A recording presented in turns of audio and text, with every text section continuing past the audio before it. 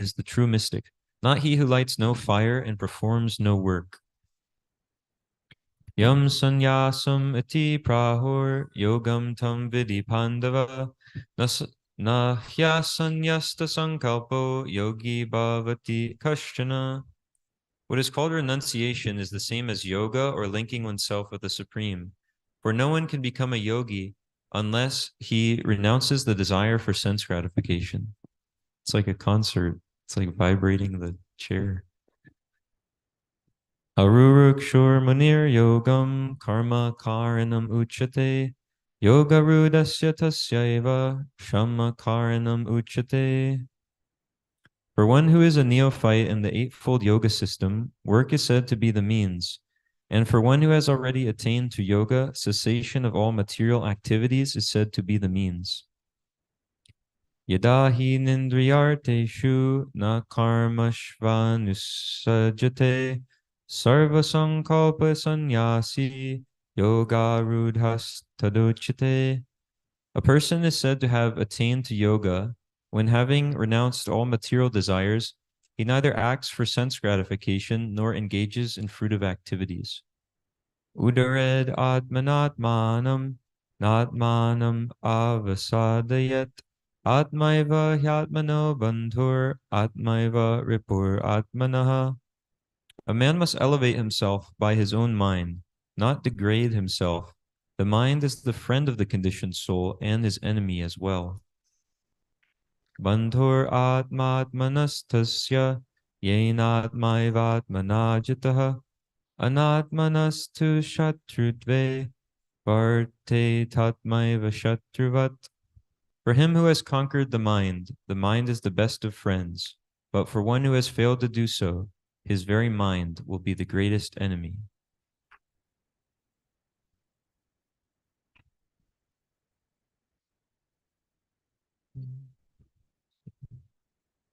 I think we have one more text, maybe two more.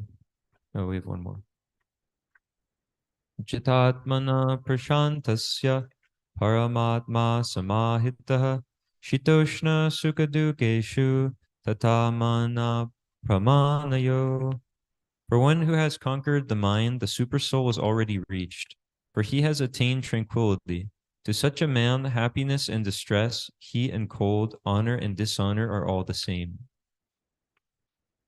So we can go back to text 26. Those who are free from anger and all material, 20, it's text 27. Shutting out all external sense objects, keeping the eyes and vision concentrated between the two eyebrows, suspending the inward and outward breaths within the nostrils, thus controlling the mind, senses, and intelligence, the transcendentalist becomes free from desire, fear, and anger. One who is always in this state is certainly liberated. Purport. Being engaged in Krishna consciousness, one can immediately understand one's spiritual identity, and then one can understand the Supreme Lord by means of devotional service. When he is well situated in devotional service, one comes to the transcendental position, qualified to feel the presence of the Lord in the sphere of one's activity. This particular position is called liberation in the Supreme. After explaining the above principles of liberation in the Supreme, the Lord gives instruction to Arjuna as to how one can come to that position by the practice of mysticism or yoga, known as Astanga Yoga, which is divisible into an eightfold procedure called Yama, Niyama, Asana, Pranayama, Pratyahara, Dharana, Dhyana, and Samadhi. In the 6th chapter, the subject of yoga is explicitly detailed, and at the end of the 5th, it is only preliminarily explained. One has to drive out the sense objects such as sound, touch, form, taste, and smell by the pratyahara breathing process in yoga, and then keep the vision of the eyes between the two eyebrows and concentrate on the tip of the nose with half-closed lids. There is no benefit in closing the eyes altogether, because then there is every chance of falling asleep. Nor is there benefit in opening the eyes completely, because then there is the hazard of being attracted by sense objects. The breathing movement is restrained within the nostrils by neutralizing the up and down moving air within the body. By practice of such yoga, one is able to gain control over the senses, refrain from outward sense objects, and thus prepare oneself for liberation in the Supreme. This yoga process helps one become free from all kinds of fear and anger, and thus feel the presence of the Supersoul in the transcendental situation. In other words, Krishna consciousness is the easiest process of executing yoga principles. This will be thoroughly explained in the next chapter. A Krishna conscious person, however, being always engaged in devotional service, does not risk losing his senses to some other engagement. This is a better way of controlling the senses than by the Ashtanga yoga. Raj, would you like to speak on this?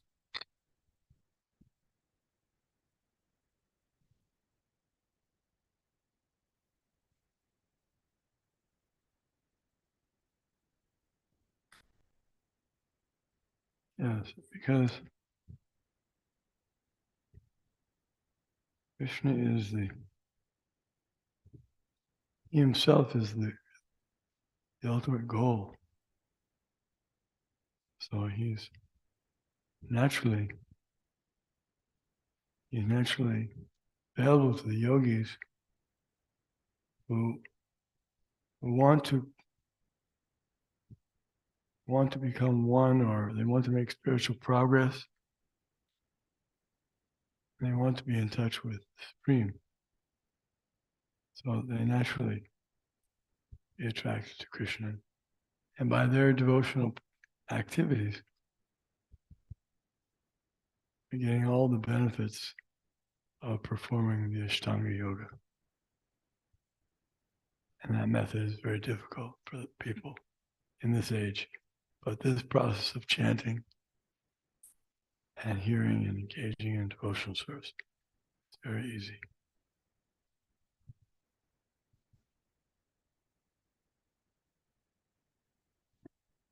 So that process, just to go into some detail, since that's the theme in the purport, that process of that yoga system and why it's difficult in this age, this is what yogis used to do to realize the Supreme. So what do? They go to a solitary place. And not only solitary, so somewhere like the forest, but not only solitary, but it's also sanctified. It's a pure place.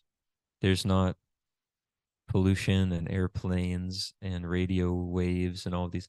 They go to a like a holy place, a sanctified place, and then they lay down a certain type of mat. It's not too high nor too low. It's made out of kusha grass because that will repel things like scorpions and snakes that could come and bite them while they're meditating or kill them. And they they're totally free from all sex desire. They're not even thinking about it, hearing about it, influenced by it in any way. They're practicing celibacy. They're totally controlled in their senses. So they're not pulled by thirst, hunger, the eyes wanting to see something, the nose wanting to smell something, the mind even. So we can see it's already just the like setup to begin this yoga practice is already very difficult. Where will someone do any of those things in this age? Most of those principles that I just said are unheard of at this time period. But once people get these preliminary things started, then they can engage in this yoga process where they sit very tightly in a specific pose. And for many years, they meditate without much bodily demand. They're eating very, very little. It's described in scripture. Sometimes it's only like once a week, tiny berries. Then sometimes only just dry leaves that fall from the trees like once a month, and then even once a year. And ultimately, they just live on the air that's going in and out of the body. And many years go by, and there's the whole purpose of this is that they can control their senses And once their senses are controlled, they can meditate on the Supreme Lord who's situated in the heart of every living being. So one expansion of the Supreme Absolute Truth, he's realized in three phases: Brahman, Paramatma, and Bhagavan. So some yogis realize him as Brahman, that all-pervading, they see his energy is everywhere. But these yogis, they take one step further and they see his localized form as Paramatma, as the super soul within the heart of every living being. There's a picture. So for what they meditate for years to see, you can see it now here in one moment due to devotion and ink and printers. There should be a picture. Okay, here's one. On plate 21, you can see someone doing this process. You see the super soul in his heart. It's a four-handed form of Vishnu, the supreme absolute truth. He has a spiritual body, and from him, all spiritual and material things are emanating.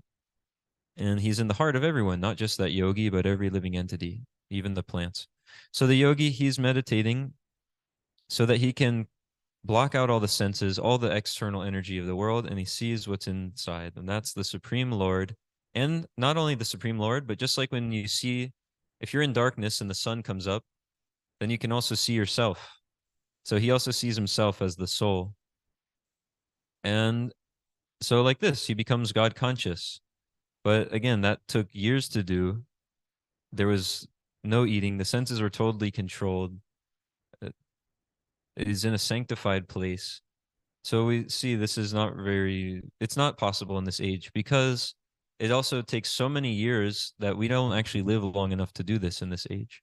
This was for previous ages when people would live hundreds of years, thousands of years. And when one practices this process, even if they can attempt it today, it does increase their life because you're just breathing your life out through the air, every breath. You only have so many that you're going to take, and they're not breathing when they're doing this. So their life extends. But still, they lived for thousands of years, so they can meditate for 30 years, 100 years, many, no problem, and realize the Supreme Being and become purified by just seeing him and being in relationship with him. But this Bhagavad Gita was spoken to Arjuna, and he was the most qualified person 5,000 years ago. He was blessed by all of the leaders of the whole universe. So there's demigods, personalities who control things like the rain, the sun, other planets in the world. There's like, we have a leader of this planet, a president. There's leaders of other planets and everything. All of them, they blessed this person, Arjuna, because he was such a great devotee of the Lord and such a great person. So he's so qualified, and still, after Krishna explains that yoga system to him, he says, this doesn't seem possible for me. It'd be easier for me to take the raging wind and control it.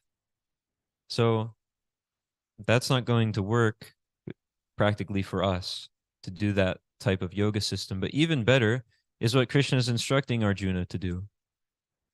He says, don't just go off and try to meditate and do no activities, but actually act. But while acting, while doing your duty, always be in the proper consciousness. Be conscious of me. So that's why, so karma, it means action. And so this chapter is describing karma yoga, so action for the Supreme Being. Because by doing activities without being attached to the result of the activity, so you do some work, you do some action, but you're not interested in the result or what you get from it. That activity actually leads you to the perfection of life. Why is that? That activity, by doing action without being attached to the fruit of the action, you're actually getting purified from all sinful life, all sinful reactions. How is that? Why does that work? Why is doing an activity but not being attached to the result of it? Why does that purify you of bad karma, sinful actions? Seems odd, right? Seems like it's pretty special benediction that you get free from sinful life. It's because there's only one way that you can do activity without being attached to the result. Think about it. If you're working at a job and the boss says, okay, I've been giving you 200,000 a year, keep working. This year, we're going to give you 0. You're not going to do it. You're going to leave. But you can do that type of work. Okay. Now, okay. Your family members come to you and they say, okay, you've been working and you've been giving us, 70% of what you earn at work. Now, actually, for the next month or year, you have to give us 100% of it. So again, you're making 0, but that you can do because there's some love there, um, in some way or form. But that's the point, is that you can't actually do an action without any attachment to the result unless it's done with love. So what's that love for? What am I talking about? The love is for Krishna, the supreme being. In order to actually act without attachment to the fruit of the result, or without being attached to how the outcome happens, either success or failure, or you get a lot from it, or you don't get a lot out of it.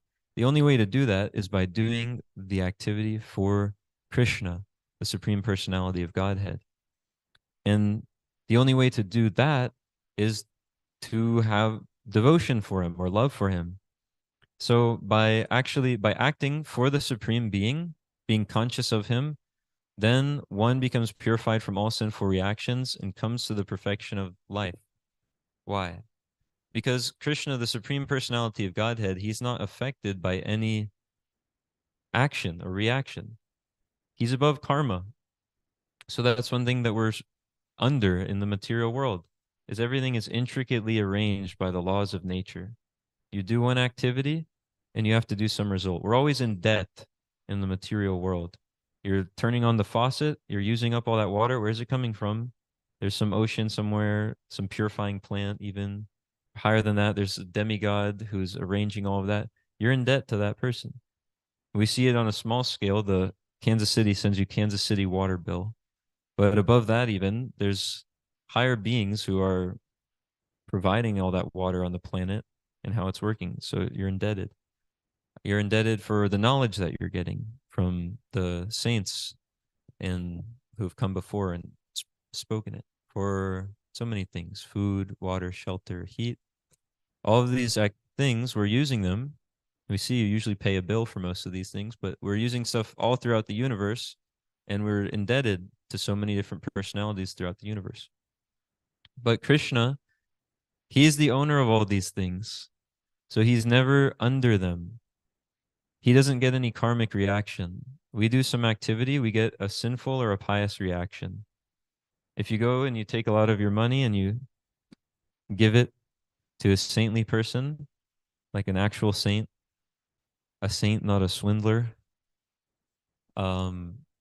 you get much more money back in your next life or at some point in this life. You get a pious reaction. If you go and do some sinful activity, you do a bunch of intoxication, your life becomes degraded. You lose control of your senses, control of the mind, fame, shyness, happiness, it's everything. You get sinful reaction. You go down and suffer more in your next life. But Krishna, the laws of nature can never be above him or affect him because he's the creator of them. Everything he explains in the Bhagavad Gita, that this whole material creation, everything you're seeing is my energy, mama maya. It's my divine energy that's keeping all of the souls who are also coming from me. They're my spiritual energy. This material energy is keeping them stuck here in this material world. So Krishna, he's transcendental to all material nature. The modes of nature don't affect him. Karma doesn't affect him. He's the supreme pure. So when one acts, they're working for Krishna. They're always associating with him when they're doing that. They're conscious of him. They're not just doing karma yoga. They're not just doing action, but they're doing action in the proper consciousness. So the chapter is Karma Yoga, action in Krishna consciousness. So he tells Arjuna, fight. So shoot arrow. Krishna's God. He's speaking to Arjuna, who's a warrior. So Arjuna's duty was to fight for Krishna. So Krishna tells him, you do that duty. You fight, you shoot arrows, you plan the army formation, you battle, you do all the things that you have to do, but in the proper consciousness, always thinking of me. So when one acts in that way, they're always associating with Krishna, who's the supreme pure, who's beyond the modes of nature, who's beyond karma. So by associating with him, they become like that. They become beyond karma. Their sinful activity and pious activity is eradicated by that service. Their entanglement within this material nature, being stuck here and attached to so many designations, so many ideas of I and mine, they become free from that because he's transcendental. They become transcendental because they're associating with him. So by acting for Krishna in the proper consciousness, one attains the perfection of life. They become transcendental to this material world, which in the Vedas is compared to a prison because we're a spiritual being. This is a material world. We're an eternal being. This is a temporary world. So it's not, we're a blissful being. This is a miserable world. And we're a knowledgeable being, but this is an ignorant world. You're born in complete ignorance. No idea don't know what your name is, what's happening. You want things, and people who don't understand your desires go to give you something else. And when they go to give you I'm talking about when you're a baby, and when they go to give you something undesirable, you can't even refuse it. You're saying there's germs or mosquitoes biting me on this bed that I'm on, and my skin is very tender. Please help. And they say, "Oh, you want the Gerber?" And they put it in your mouth. You can't stop it. So it's a place of suffering. It's a place of ignorance. Then you become a little child and you say, you get so many desires. I want this toy. I want to be looked up to like this. I want that superpower from that movie. I want all these different things. You get so many desires and you can't fulfill any of them. So, in other words, you're unhappy. And then, like this. So, there's suffering all the time in the material world. And we're born in complete ignorance here. So, the soul is not like that at all. This material world is a prison house for those who want to rebel against God. They get some lusty desires that, okay, I see Krishna, he's the supreme enjoyer. Everything is meant for his enjoyment. All living entities are coming from him, so we're all his servant, ultimately meant to serve him. But then the living entity thinks, wait, I want to be served. I want to enjoy. He owns everything. Like I said, the whole universe is his energy, but then the living entity thinks, I want to be the owner. I want more and more. Like this, and he's the supreme friend of all living beings. He knows what's best for everyone. He's in everyone's heart, providing exactly what they need. Even when he provides for some big demon to be kicked around by material nature or killed or whatever, that's what's best for them so that they learn. So he's the supreme friend of every living entity. But then when the living entity thinks, I want to be the supreme friend, I'll choose how they all get helped. I'll give me all the wealth. I'll distribute it out. I'll make sure. So by this enviousness of the supreme being, then, like I said, Krishna, he's the supreme friend. He's fulfilling everyone's desires. He says, okay, you have the desire to be the supreme. You can try it out here. And we come into a material body. We get material senses, which are superior to dull matter. And we can try to lord it over this material world and enjoy in every which way. And then we're stuck here. But to get out of this material prison, one has to engage. It's not that they just stop working, which, like I said, they can do through that meditation process, but it's very difficult. And in this age, it's not possible. So it's that they act, but they act for Krishna in consciousness of him, always thinking of him. And so then we might wonder, well, how do I, does that make sense, right? That all made sense before. Big preface and do it. So then we might wonder, well, how do I act for Krishna? Do I just do whatever I like and then say it's for Krishna? But it's there's a kind of a check and a balance for a spiritual life. So the supreme being, he comes, as he describes in the Bhagavad Gita, to teach about himself. he actually appears in his original spiritual form that's beyond matter, it's beyond the material modes. He appears in his original spiritual form and enacts all of his pastimes to show all the souls here that are in these material bodies that, hey, this place isn't your real home. Come back to me, come back to the spiritual world. So he comes and he shows his pastimes, and also when he comes, he speaks knowledge. So he gives the scriptures. So this book, Bhagavad Gita, as it is, it's like a manual for life being spoken by the person who all of life is coming from, Krishna. So he gives the instructions. So to know how to act for him, there's checks and balances, just like in the government. So one who's endeavoring in spiritual life, they check with scripture. And so it's called Guru, Sadhu, and Shastra. So Shastra, that's another word for scripture. So they check, well, what does God or Krishna say in the scripture? What is he like? What is he not like? How does he want me to act? How does he want me to think? And then then they also act based on Shastra, and then the other one was Guru. So what does the spiritual master say? He's the captain, he's the master, he's the guide. So he tells me, you spirit soul in this material body, how are you go how can you perfectly utilize your life and all of your energy to please Krishna? He can see where we're at, and like that there's a relationship, and he can say, you can, this is how you can serve Krishna with your, your life and soul. Focus like this, avoid that, do like, so like that. There's the guru, the spiritual master, the scripture, and then the other thing was sadhus. So that means those who are advanced in spiritual life.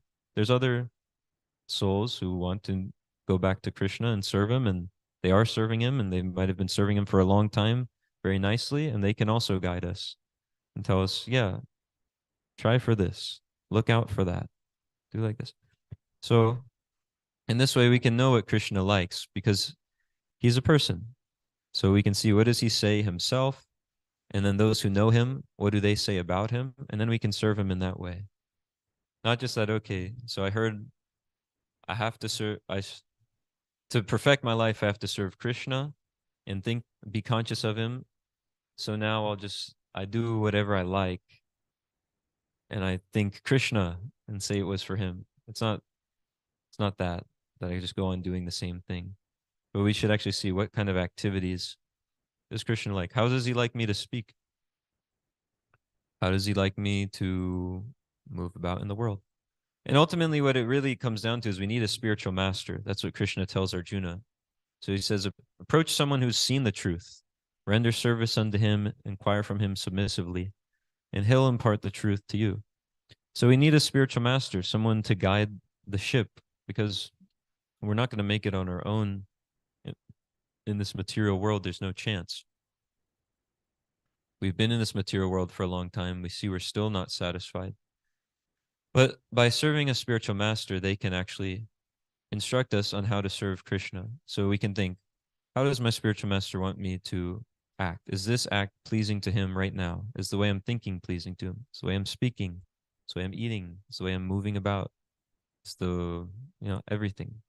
Is it pleasing to my spiritual master? Is it pleasing to Krishna? So, are there any comments or questions?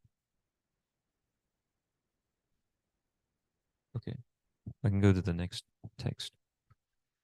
The sages. Mhm.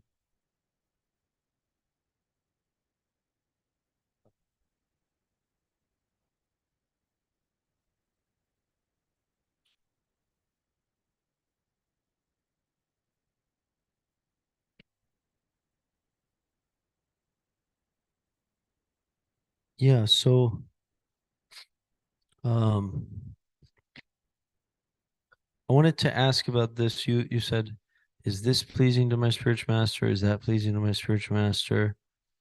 Um, is it just like we forfeit our independence and our personal kind of tendencies and preferences and things like that? Is it like we become robotic? Do we become robotic? No, because we're always an individual, so we always have some free will. So just like okay, we're in this material world. Krishna, if this material world's a place of suffering, why doesn't Krishna make it so that we never become envious of him? We just love him all the time and stay in the spiritual world, eternally serving him and be happy. Because he gives the living entities free will and he never takes that away. Because in that way, there can actually be a personal relationship between all of the living entities and the supreme person, the reservoir of all relationships and all qualities, Krishna. So that free will is always there. It's never taken away, but we come to this material world and we become entangled in all of its sufferings due to misuse of that minute independence that we have. So to serve him, it doesn't mean that, okay, I become a robot or I become impersonal or just like merge with him or something. But that we always have that minute independence. And the perfection of our life is when we just we utilize it properly. We use that minute independence for the service of the Lord instead of trying to use it for the service of, what I think is me, which is really just a false idea of identifying with this body and then just trying to serve its senses pretty much. But when we instead properly make use of that free will to try and serve the senses of the supreme being, and the best way to serve the senses of the supreme being, because everyone's a part and parcel of him, he doesn't want the living entities to be suffering in this material world. So it's to help bring others to Krishna. There's, I forget where I heard it, but what is it? It's from something really nice, like a song by one of the devotee acharyas. Well, we offer a garland to Krishna every day, a garland of flowers. We put the flowers on a string and we put them around the deity form of Krishna. But that's very nice. And we are offering very nice garlands to Krishna here. But what is even better and what Krishna wants even more is if we can take a garland of jivas and offer them to the Supreme Lord. So there's a nice example of devotees doing that throughout history in different ways. And so we have a good opportunity to do that here and try to round up all the jivas, all the souls in the nearby area in Kansas City and string them all together in the kirtan and the chanting that we were just doing and offer a nice garland of jivas to Krishna. Allow people to come back to their constitutional position of loving the Supreme Lord instead of being forgetful in this material world and looking for that. What am I missing? Where's the real reservoir? Where's the real place to put my love and my service? We can help people and show them it's Krishna.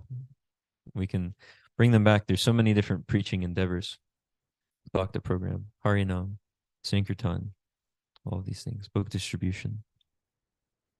So any other questions or comments? Mm-hmm. I've been wondering what your voice sounds like this whole time. No, I know. So within the 28th text here, it speaks of how Lord Krishna instructed Arjuna to come into the position of practice of mysticism or yoga through the 8 limbs of yoga. And going with that, that is the direct path from Krishna himself to. Is this mic on? Sorry.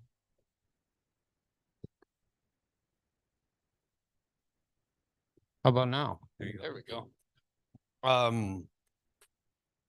I'm sorry, with Krishna instructing Arjuna to the 8-fold procedure, the 8 limbs of yoga.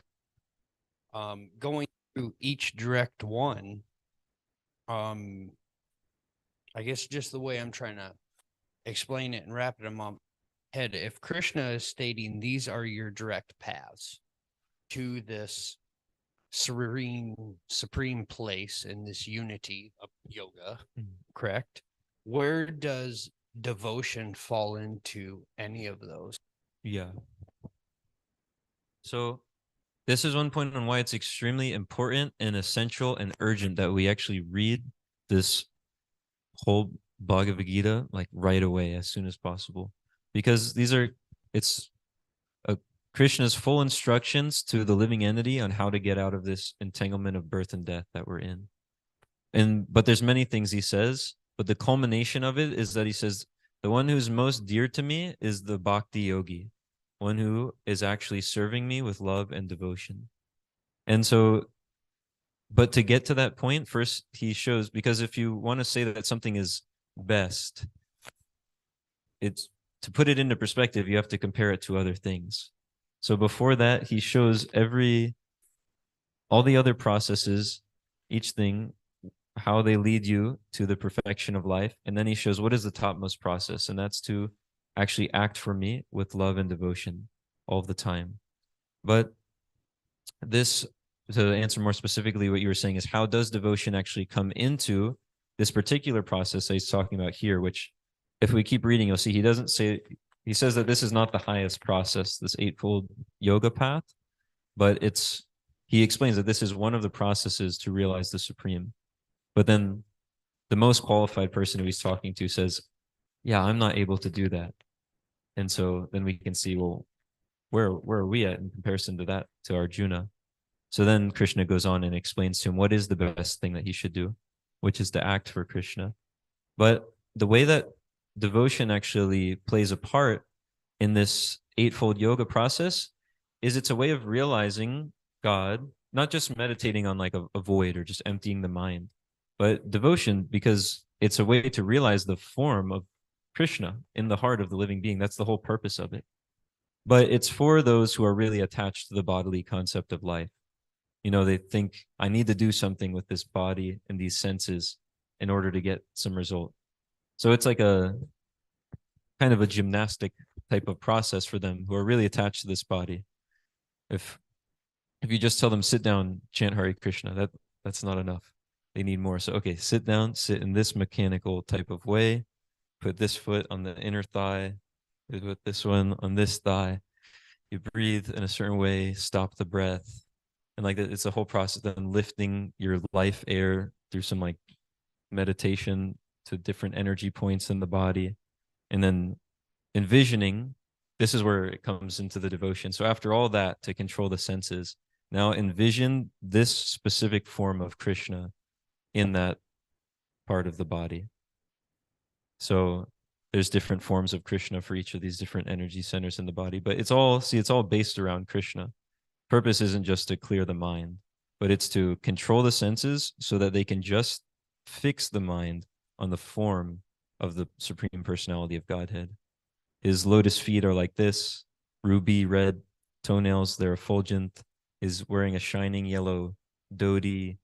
He has his thighs are where all energy is coming from, because one expansion of him is holding up the universe. So all the energy from his thighs. His abdomen, his navel, it's where contains the whole universe, because the first created living being actually sprouts from his navel. Then they meditate like this. They gradually work up, and they meditate on his chest, to seeing that that's the reservoir of where all the yogis derive great pleasure. All the mystic potencies are coming from there. His arms, there's a few different things I remember about them. Sometimes they're smashing the demons. So, and then also the demigods are all residing in his arms. His neck is where like all the beauty's coming from. His smile, it's the most captivating. There's another way that the yogis meditate too, that he mentions, which is seeing his form externally. They see his universal form. And so this analogy is now for that external form. But you see, devotion plays into all these processes. So the yogis who are meditating externally on the universal form, they're told to see that his smile is the most alluring thing in the material world. So whatever is most captivating, that's just like a little sample of Krishna's smile. And then like this, so they meditate gradually up, seeing the face of the Lord.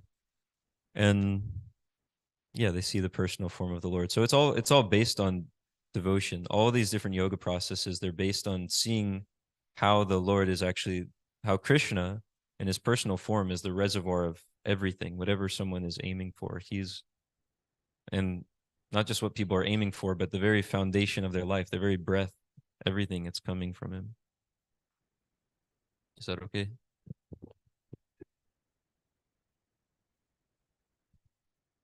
So, with that statement of, and I'm trying to understand, right, of bhakti yoga being the highest form, right? So, would it be fair to say that each style of yoga in itself is a level to level up, and then not only to level up from one, but to level up and incorporate each one as it is put, from karma to yani to bhakti?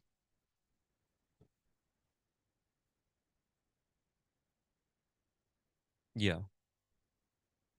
Yeah, Just go to ahead. answer, yeah, that is one way to look at it, is that there's, you won't see it much in this Bhagavad Gita as it is, which is giving exactly everything we need to know in its most essential form. But you will hear some yoga practitioners talk about this idea, and it is mentioned a couple times in here, of a yoga ladder. It's not mentioned so much in here because it's not very important and it will just get people confused. But yeah, that's one idea, is that the different yoga processes are like steps on this ladder, and it's ultimately getting to bhakti yoga. But so we've got that idea. There's the yoga processes as steps. But the reasons why that ladder thing isn't mentioned so much in these purports of the Bhagavad Gita is because a higher perspective, and one that's much more important for us to understand, is that each of these processes that Krishna is explaining is kind of like what we were just talking about. They ultimately are culminating, and they ultimately are bhakti yoga. Because, okay, if you just, we'll just really quick because we're just about out of time. But if you look at like the second chapter or the third chapter, it's called karma yoga. And then the next one, and here it's called transcendental knowledge, or also it's also referred to as jnana yoga. And then like this. So there's different, and then later what we just got into, next chapter, Sankhya yoga. There's different yoga processes. But all throughout this Bhagavad Gita, you'll see in the commentaries and the definitions, it's calling them bhakti, bhakti, bhakti. So why is karma yoga bhakti yoga? Why is jnana yoga bhakti yoga and Sankhya yoga bhakti? How is that? How are they all bhakti? You'll see, because what is the goal of all of them? The goal of all of them is to engage in Krishna's service. So I'm sorry, I opened up a thing that takes a minute to explain right at the end, but so karma yoga, that's what I explained at the beginning of the class. It means acting without desire for the result. How do you do that? Only by love and devotion. That's bhakti. And then jnana yoga, they're going away to engage in that meditation process we were saying, to meditate and think of who? Krishna. So that's bhakti, and it's in its pure form. It's bhakti. So pure karma yoga is bhakti yoga. Pure jnana yoga is bhakti yoga. And then this Sankhya, which it's another one. They're analyzing all the elements of the universe. They're saying, okay, there's there's like 26 of them: earth, water, fire, air, ether. And then you've got this mind, and then the senses, the working senses, active senses, false ego, intelligence, like this. So they go through all of them, and then they get to the above all those elements. There's something different. That's the soul. It's totally different. And then what's even above that? That's the super soul. And then what's my relationship with the super soul? I'm his servant. I'm supposed to serve him. So again, it's bhakti yoga. So all these different yoga processes in their pure form, they're they're it's bhakti.